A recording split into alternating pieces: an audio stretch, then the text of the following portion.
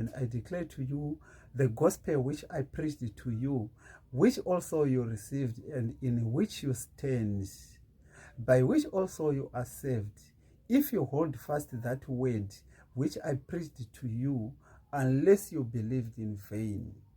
For I delivered to you first of all that which I also received, that Christ died for our sins according to the scriptures, and that he was buried, and that he rose again the third day according to the scriptures, and that he was seen by Cephas, then by the 12.